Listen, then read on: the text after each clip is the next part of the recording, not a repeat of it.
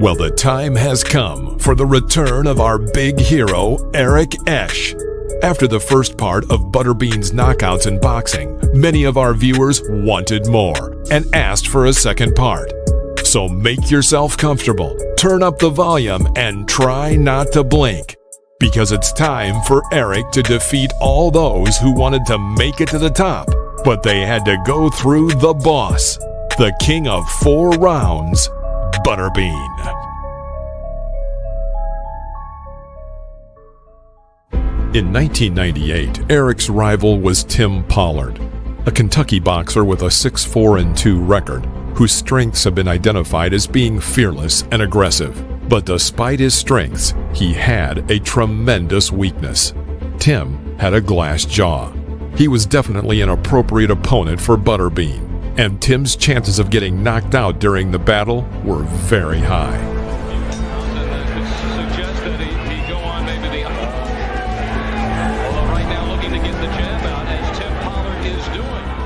Tim starts off with a good jab and a double hit.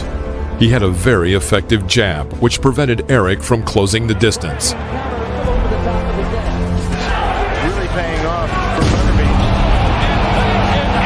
Nevertheless, Butterbean caught Pollard and sent a clear message to all those couch fighters and haters who thought they could do a better job themselves. While Eric is far from the most technical and skillful boxer, his punching power was able to knock out just about anyone. Even Larry Holmes, who fought both Eric and Tyson, said that defeating Butterbean is harder than defeating Iron Mike. February 1999, the fight for the IBA title held by Butterbean. His rival was Canadian boxer Patrick Graham, who had a record of 5-3-1. But his record is not so important when facing a boxer like Butterbean. In the first round, Patrick dominated, working exclusively with a jab, while Eric struck his opponent with a powerful series of punches. Near the end of the first round, Graham hit Eric with a couple of punctuated punches that only served to ignite Butterbean. But before he could respond, the gong sounds and the boxers went to their corners.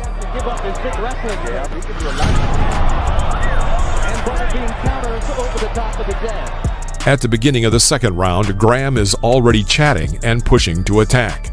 But Butterbean knocks him down, from which he recovers and continues the fight.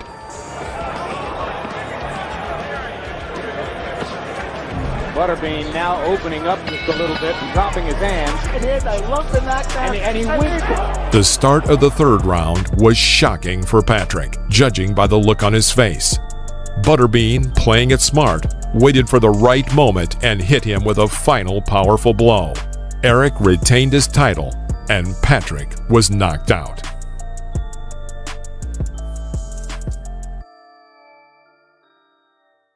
In July 1996, 1 month after his fight against Peter McNeely, Eric traveled to Mexico for a match with Tim Burgoon. The commentator of this fight introduced Tim as just another fighter who would become a victim of Butterbean. Eric entered the ring, declaring himself a great champion. Judging by his sarcasm, the commentator was not a fan of Eric and did not appreciate how Butterbean scoffed at newcomers in his 4-round kingdom.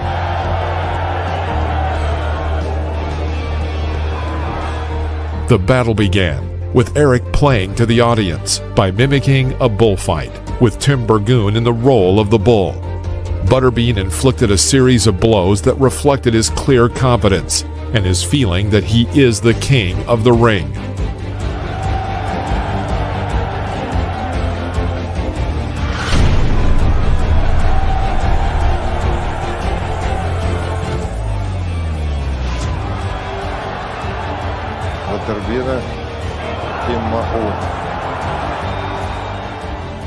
In the second round, Eric switched gears and quickly dismantled Tim. The quick end to the battle somewhat upset the local audience, who were hoping for a more competitive fight, but instead saw a rout.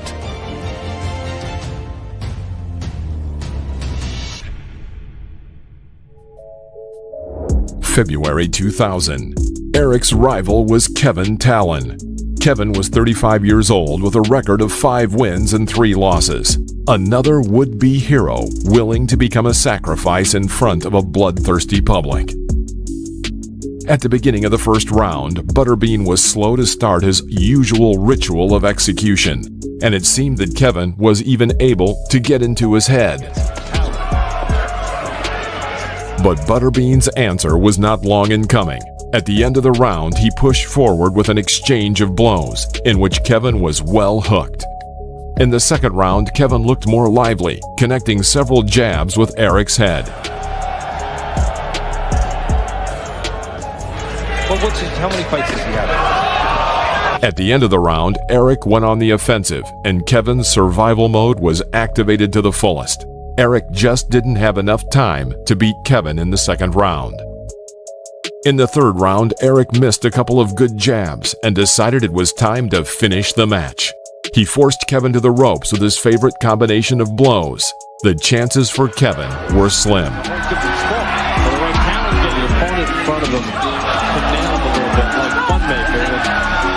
In the end, it was another victory for Butterbean. In June 2000, another newcomer, Kerry Biles, decided to challenge Butterbean and to try to overthrow the King of 4 rounds. Kerry only had a couple of high-profile fights, while Butterbean had already won 57 victories and lost only once. Everything indicated another rout. That figure all by himself. At the beginning of the match, despite Kerry's lack of skills, it was clear he was not afraid of his opponent. And unlike other rivals, Eric behaved quite boldly and aggressively, although somewhat unorthodox in his movements around the ring. The end of the first round was quite difficult for Kerry, as Butterbean brought down all of his power on him, but he managed to stay on his feet and extend the fight into the next round.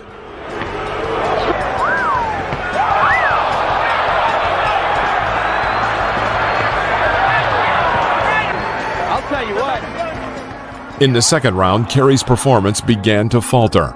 But even in his half-fainting state, he managed to attack Eric with several blows. Shortly after, Kerry was knocked out, allowing Eric to retain his world title. September 2000. Eric's challenger was Marcus Rode, a fighter who was much more experienced than Butterbean's usual rivals. Marcus had a record of 24 wins and 16 losses, and every win by knockout. This fighter offered a clear challenge to Eric. At the beginning of the match, Marcus threw out a series of hard punches, but Butterbean responds with his own. Here, Marcus lets loose with another sharp, dangerous combination to Eric's body and head. Did a nice job marking, there's no doubt about it. Throughout the second round, Eric was simply trying to keep up with his more mobile opponent. Like that, he needs to be a lot quicker and he could be effective. He might be able to turn on the punch. Right now, it's just a sideshow. Big ripping shots by Butterbean. In the third round, Marcus began to run out of steam, but Eric still had his energy and finished off the opponent a minute before the end of the round. This victory left Eric with a record of 60 wins, with 1 loss and 2 draws. For our final match, let's recall Eric's duel with perhaps the strongest opponent in his boxing career. It was Peter Hurricane McNeely, who first fought with Mike Tyson after he was released from prison. McNeely had lost to Tyson by disqualification due to the fact that members of his team jumped into the ring during the fight and refused to be removed. Tyson's and McNeely's legendary stare-down before this match will remain a common element of boxing highlight reels for years to come. Before the fight with Eric, McNeely's record was 45-4, and most of his fights ended by knockout. So for Butterbean, this was a real test.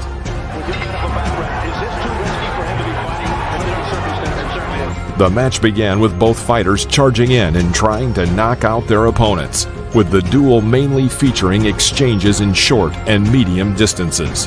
After a hot start, the pace calmed down a bit, but the fans were chanting for Butterbean, and Eric chased McNeely. You hear the chants in unison. Oh, he missed with powerful punches by Butterbean. And McNeely fakes. McNeely ready to go. And that's it. 80 steps in and stops the fight. Just before the... At the end of the round, Eric had Peter on the ropes. The referee stopped the fight and awarded the victory to Butterbean, while Peter does not even try to object or challenge the early stop. After this fight, Eric seemed to be overwhelmed by emotion and self-confidence, as he wanted to fight Mike Tyson, and said that Mike was avoiding him because he was afraid of Eric's powerful blows. Perhaps this was the only case when Eric slightly went too far. For the rest, he was a good-natured, large man with strong blows who knew his place and fought in his 4-round kingdom. If you like this video, press the like button. And don't forget to subscribe so you won't miss our future videos featuring Butterbean. See you next time.